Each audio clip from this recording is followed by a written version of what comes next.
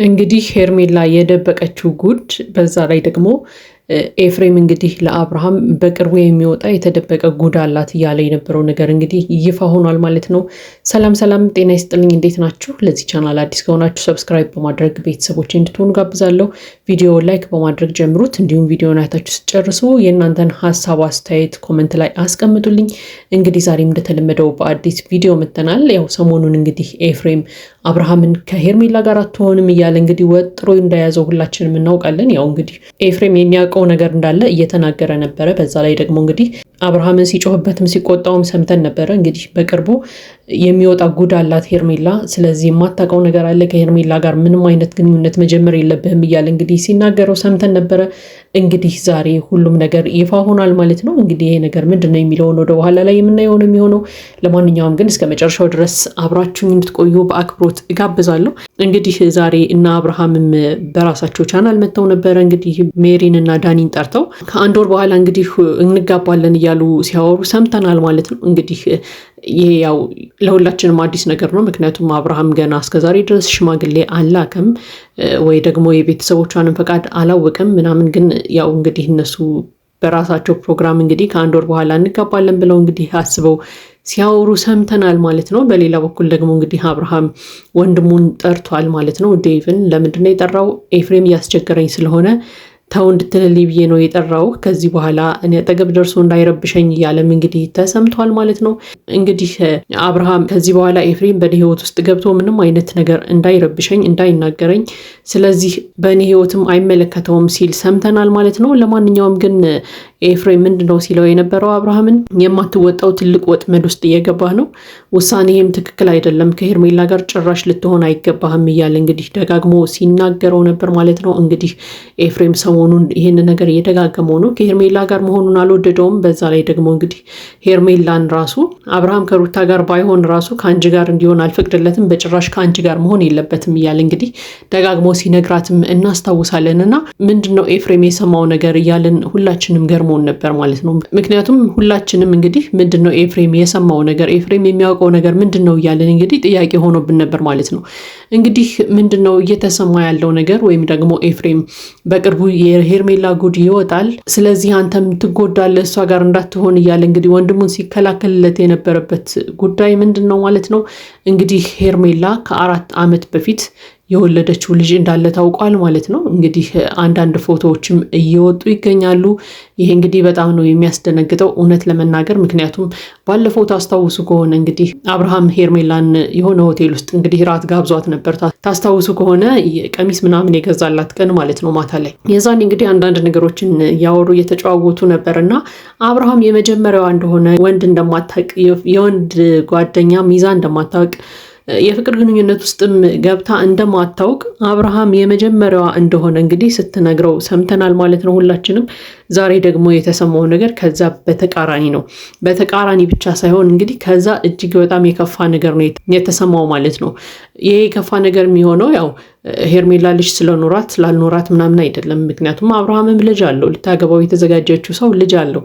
ነገር ግን እስከ ዛሬ ድረስ እኔ ምንም አይነት የፍቅር ግንኙነት የለኝም፣ ከማንም ወንድ ጋር ጓደኛ ሆኜም አላውቅም፣ እኔ መጀመሪያ ነህ ምናምን ብላ አብርሃምን መዋሸቷ ግን ትልቅ ክህደት ነው ማለት ነው። ምክንያቱም አብርሃም እንግዲህ እሷን ለማግባት እየተዘጋጀ ባለበት ጊዜ ላይ ይህ ጉድ መውጣቱ በጣም ነው የሚያሳዝነው።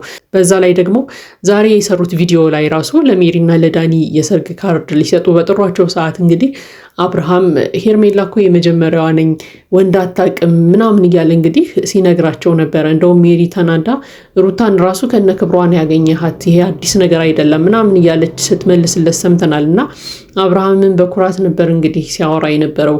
ሄርሜላ የመጀመሪያዋ ነኝ፣ እኔ ከዚህ በፊት ጓደኛ ኖሯት አያውቅም ምናምን እያለ ነበር። እና ዛሬ እንግዲህ ሄርሜላ ልጅ እንዳላት ታውቋል ማለት ነው። አንዳንድ ለክርስትና ጊዜ የተነሳቻቸው ፎቶዎችም እየወጡ ነው ማለት ነው። ይህ እንግዲህ በጣም ነው የሚያስደነግጠው። በነገራችን ላይ ሄርሜላ ልጅ ኖሯት ደብቃ ከሆነ እጅግ በጣም ነው የሚያሳፍረው እውነት ለመናገር። ምክንያቱም ልጅ የሚደበቅ ነገር አይደለም። ልጅ የፈጣሪ ስጦታ ነው። ማንም በፈለገ ሰዓት ላምጣ ብሎ ወደዚህ ምድር ማምጣት አይችልም ልጅን። ፈጣሪ ሲፈቅድ ብቻ ነው ይሄ ነገር ሊከናወን የሚችለው ማለት ነው። ስለዚህ የፈጣሪ ስጦታን እንግዲህ ደብቆ ወይም ክዶ ሌላ ሰው ፊት ሌላ ሰው ሆኖ መቅረብ ደግሞ እጅግ በጣም ነው የሚያሳዝነው እውነት ለመናገር ማለት ነው። ለማንኛውም ግን በቅርቧ ሰዎች እንግዲህ እየተነገረ ያለው ነገር አለ። እሱ ምንድነው? ሄርሜላ አብርሃምን በፍጹም አትወደውም። እሷ ማንንም ሰው ወዳ አታውቅም። ዝም ብላ እያስመሰለች መኖር ነው የምትፈልገው የሚሉ አንዳንድ ጉዳዮችም እየወጡ ነው ማለት ነው። እንግዲህ አብርሃም ምላሽ ምንድነው የሚለውን እስካሁን ድረስ አልሰማንም። ያው እንግዲህ ነገ ግን ሊያሳውቀን ይችላል የሚል ግምት አለን። ለማንኛውም ግን ዛሬ እንግዲህ የተፈጠረው ነገር ይሄ ነው። ኤፍሬም ደግሞ ይሄን ነገር ቀድሞ ያውቅ ነበረ። እንግዲህ ቀድሞ አብርሃምን እንግዲህ ሲከላከልለት የነበረው ወይ ደግሞ ከሄርሜላ ጋር አንተ መሆን የለብህም ጭራሽ የማታውቀው ነገር አለ እያለ ደጋግሞ ሲናገር የነበረው ነገር ይሄ ነው። ዛሬም እንግዲህ አስምሮበት ሲናገር የነበረው ነገር ምንድነው? አንተ ትልቅ ወጥመድ ውስጥ እየገባህ ነው። ራስህን ትልቅ ወጥመድ ውስጥ እያስገባህ ነው። አንተ ዛሬ ደስተኛ ስለሆንክ ብቻ ምንም ነገር እየታየህ አይደለም። አይንህን ጨፍንህ ነው እየሄድክ ያለው ታውረሃል እያለ ሁላ እንግዲህ ደጋግሞ ሲነግረው ነበር። አብርሃም ግን አልገባውም። ምክንያቱም በቃ ሄርሜላን ስለሚወዳት ማንንም ሰው በዙሪያው ያሉ ሰዎች ኔጌቲቭ ነገር የሚያወሩለትን ሰዎች በሙሉ እየሰማ እየተቀበለ ስላልሆነ ማለት ነው። ለማንኛውም ግን ጠዋት ራሱ በሰራነው ቪዲዮ ላይ ምን ብለን ነበር? ኤፍሬምን ከመውቀሳችን በፊት የሚያውቀው ነገር ሊኖር ስለሚችል አብርሃም ቀረብ ብሎ ኤፍሬምን ቢያናግረው ጥሩ ነው እያልን ነበር። ምክንያቱም ወንድሙ ነው፣ ለሱ ለአብርሃም አስቦለት ነው ይህን ነገር እያደረገ ያለው። ስለዚህ ወንድሙ ነው፣ ሊጎዳው አይችልም በፍጹም። ለአብርሃም ደግሞ ሴራ ሊያስብበት አይችልም። ስለዚህ ይህንን ነገር እየተናገረ ያለው ከመሬት ተነስቶ አይደለም። ሄርሜላ ላይ የያዘባት መረጃ አለ ወይ ደግሞ የሰማው ነገር አለ ወይ ደግሞ የደረሰው ነገር አለ። ለዛ ነው አብርሃምን ከሄርሜላ ጋር በፍጹም አትሆንም እያለው የነበረው።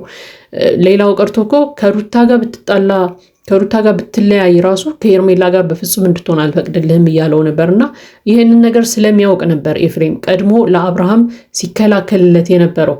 ዛሬም እንግዲህ ደጋግሞ ሲናገር የነበረው ምንድነው? በዴቭ ፊት እንግዲህ ከታላቅ ወንድማቸው ጋር ሁለቱም እያወሩ ነበርና በዴቭ ፊት ምንድን ነበረ ሲል የነበረው ኤፍሬም ይሄ ልጅ ታውሯል፣ በቃ ምንም ነገር እያየ እየሰማ አይደለም፣ ትልቅ ወጥመድ ውስጥ ግን ራሱን እያስገባ ነው። ስለዚህ እረፍ በለው እያለ እንግዲህ ሲጠይቅም ሰምተናል ማለት ነው። ያው አብርሃም በዚህ ሰዓት እንግዲህ ምንም አይነት ነገር አይሰማም። እውነት ለመናገር ልክ ኤፍሬም እንዳለው ነው። በቃ አይኑን አውሮ ነው የሄደ ያለው። ከሄርሜላ ጋር ለጊዜውም ቢሆን ደስተኛ ስለሆነ ብቻ ያንን ደስታውን ነው ማጣጣም የሚፈልገው።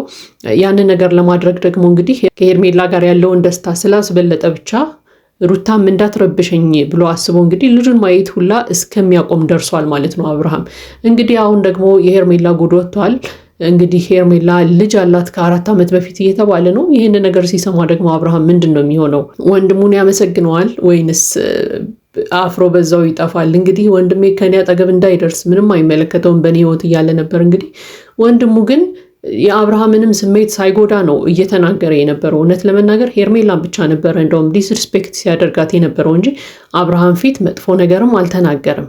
አንተ ከእሷ ጋር አትሆንም ብቻ ነው ሲለው የነበረው።